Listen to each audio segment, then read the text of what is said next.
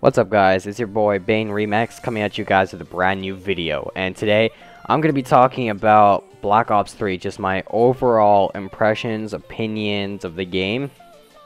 I'm going to be giving you guys a standpoint of competitive because honestly that's really what I care about, and I'm going to also give you guys a standpoint of sniping and maybe some pubs in there.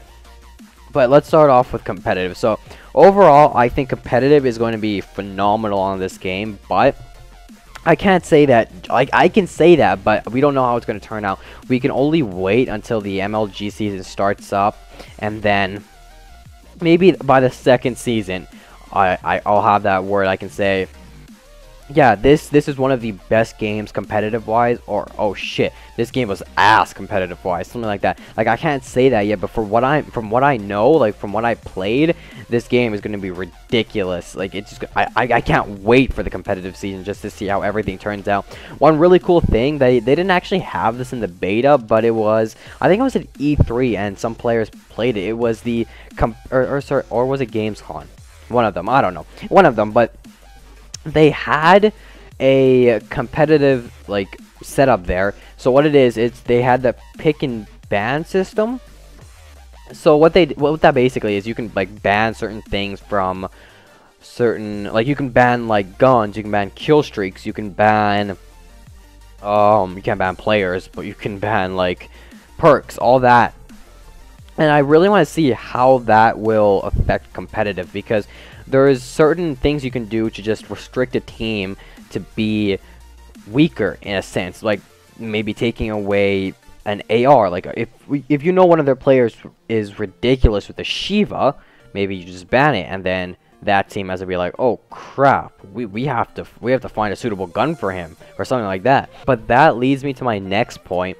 Basically, all the teams that are competing in Black Ops 3, in the season for Black Ops 3, they have to be insanely versatile, because what happens if someone bans the M8? What happens if someone bans the Locust or the Power Bolt? That's the other sniper, like bolt action sniper. What happens if they ban that? That team has to be extremely versatile. They have to adjust to that situation, adjust to that game, because that sniper is going to be banned for the entire game, right? So you have to be extremely versatile, or teams could automatically just protect certain guns. So it's just going to be interesting how this turns out. I really want to see it. And another thing that's going to be huge, and I can't wait till it comes back. Hopefully it comes back. It's kill streaks. And I know in Ghost and AW they didn't have kill streaks, but I'm really looking forward to kill streaks in Black Ops 3, because they were a game changer. Like, if you got kill streaks and if you were down a hill, or if you needed more points, if you needed an extra flag cap, if you needed a bomb diffuser, something like that, you could just call in your kill streaks, because they're a huge part of the game. They're a definite game changer. They can either win you games or easily lose you games. But I really want to see how that's going to turn out, because that was a huge aspect of the game in Black Ops 2. Like, if you got kill streaks, they're like, oh shit, we need to kill this kid before he gets even more kill streaks.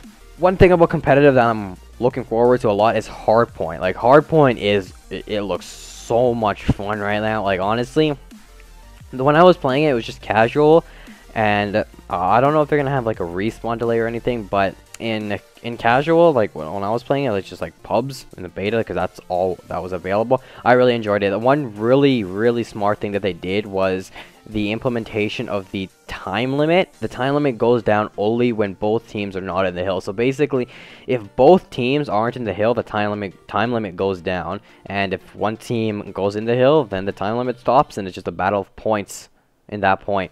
I think that's so smart, because then teams, it's gonna lead teams to just get in the hill. Like, objective work is gonna be weird in Black Ops 3, but I think it's gonna be also very important. Like, any competitive team will need a strong objective player, and an objective player that can kill easily. So it's gonna be interesting how objective players kind of play Black Ops 3.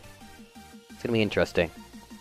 Also, one thing that I really don't know about, like I'm kind of iffy about this subject, is uplink.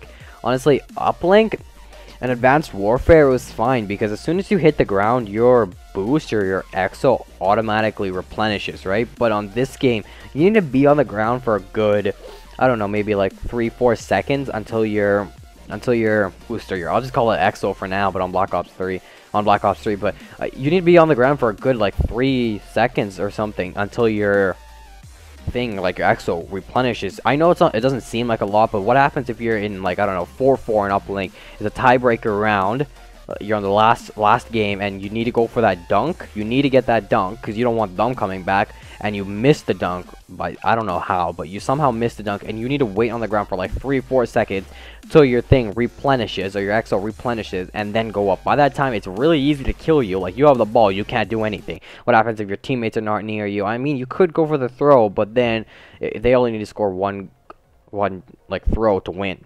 On Advanced Warfare, you could just easily just jump it in to the portal, but on this game, it's gonna take some serious thinking. Like, you need to run most of the way, and then when you're right underneath the portal, you need to jump. Like, the portals on this game aren't too high up, as although on Advanced Warfare it's pretty high up because it's easy. You can easily exo there, but on this game, since you can't reach there with your exo as easily, the portals are going to be lower down. And one other thing, I think they're going to fix this, but when I was throwing the ball or whatever, when I threw it to the right, like quite a bit distance to the right, not like completely to the right, but quite a fair distance to the right. On Advanced Warfare, I know it would have just gone straight past the portal, but on this game, kind of like the portal dragged the ball in. I don't know how that's going to play out, because then players don't need to be as accurate.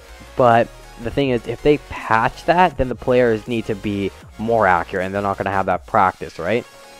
So it's just going to be interesting how we see out. Honestly, I can't say too much for the game right now, but when it does come out, then I can say a lot, because then we'll get the full hands-on, we'll get the full like rank playing, league play. We can kind of get a sense of how 4v4s work and all that. I really can't wait till the game. Now to touch on the aspects of sniping in pubs. I can't really say too much about that, but one thing I can say about sniping that kind of goes with competitive at the same time is basically on sniping, there's no auto aim, there's no aim assist. So when you scope into an enemy, your scope won't move relatively close to where he's moving, if he's moving at all. Your scope is gonna move with you. You're literally the scope. You control the scope.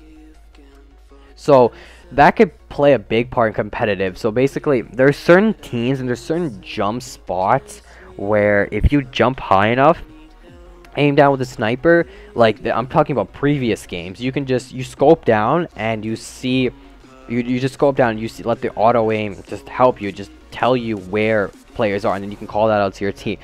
But since there's no auto aim, they can't do that anymore. So I really want to know how that's going to work out.